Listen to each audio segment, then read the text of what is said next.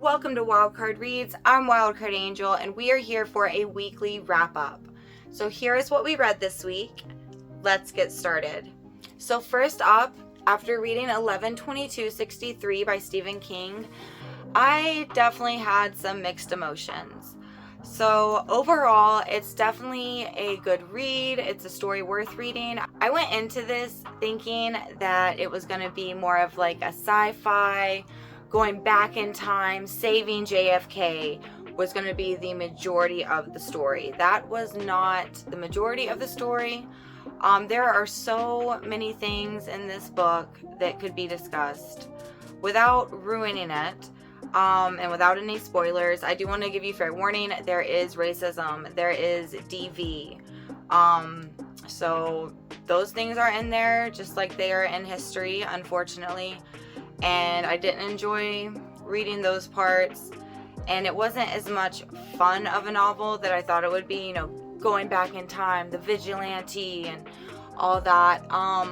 And the ending is definitely, it makes you think.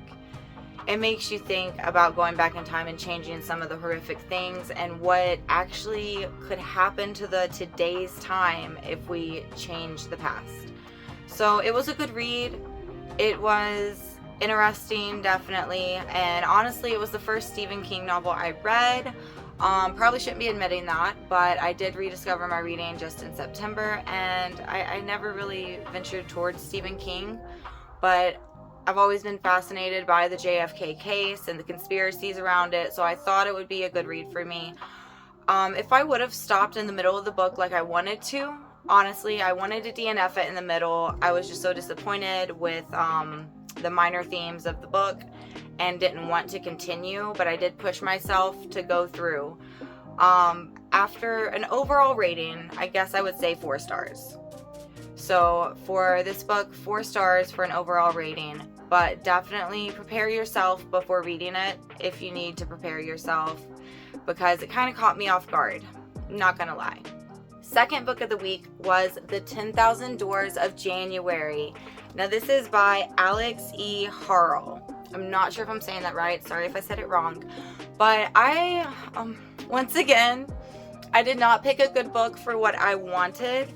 I was wanting, after the book I had read, I wanted a cozy fantasy, make me feel all warm and fuzzy inside, and that is not what I got with this book. Okay, so once again, this book should come with some minor triggers when, I don't know if I can even say minor triggers. It should definitely come with triggers. It wasn't as bad as the first book, but there is racism in this book right off the bat.